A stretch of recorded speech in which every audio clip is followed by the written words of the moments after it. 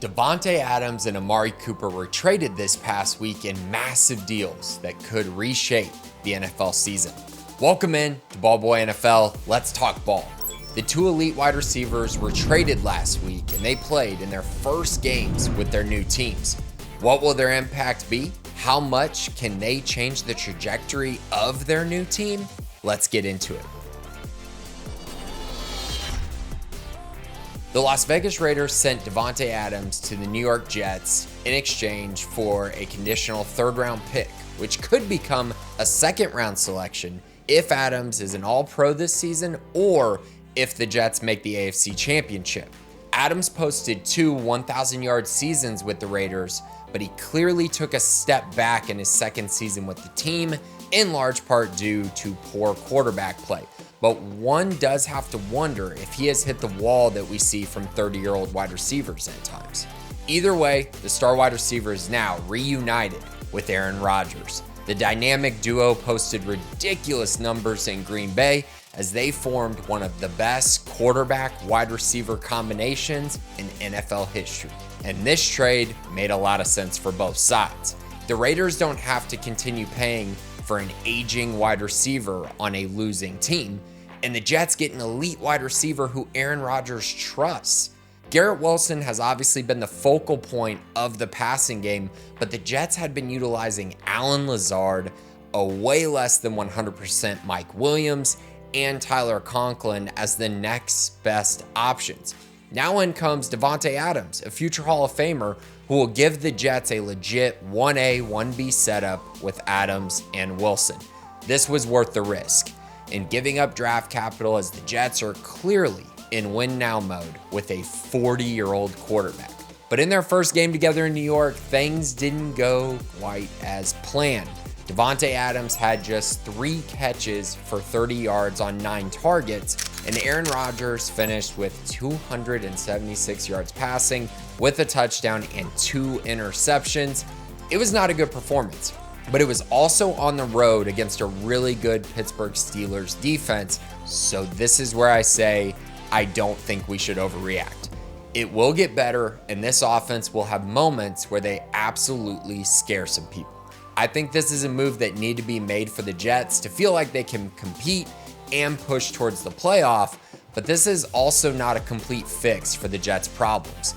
They are 2-5 on the season, inconsistent on defense, are in the bottom half of the league in turnover differential, are mediocre in pass protection, and are second to last in the league in rushing yards per game, ahead of only the Dallas Cowboys, despite the fact that they have Breece Hall on the roster. Adams can't fix these things, which is why I don't believe this move will have a big enough impact on them to make them contenders this season. The second move, though, of the week was the Cleveland Browns trading Amari Cooper and a 6th-round pick to the Buffalo Bills for a 2025 3rd-round pick and a 7th-round pick. He's on a very team-friendly contract now in his final year of his 5-year deal, which of course made this possible. Cooper recorded a career-high 1,250 yards with the Browns last season, despite having very inconsistent quarterback play. This year, things got very frustrating with Deshaun Watson, as Cooper was fed a bunch of targets, but over a 40% uncatchable throw rate. It was disgusting.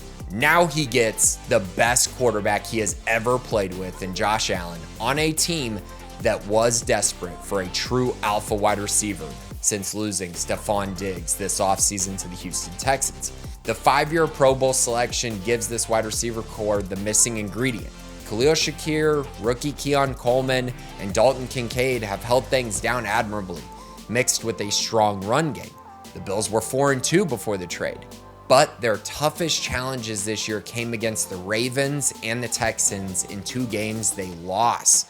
These 2 games are where the red flags popped up, as Josh Allen threw for just 311 yards with 1 combined touchdown in these games. The Bills have Super Bowl hopes, so losing to the only 2 playoff teams they have faced so far this year laid a blueprint for how the playoffs were likely going to play out. They got aggressive and decided to solve the glaring weakness on the offense, which was filling the void left by Diggs. Amari Cooper gives the Bills a veteran alpha at the position. I do not believe he is elite at this point in his career, but he is a very solid wide receiver one and should elevate this offense to a completely different level. We saw in his first appearance. The Bills were down 10-7 against the Titans, and Josh Allen finds Cooper for a touchdown to take the first lead of the game for the Bills.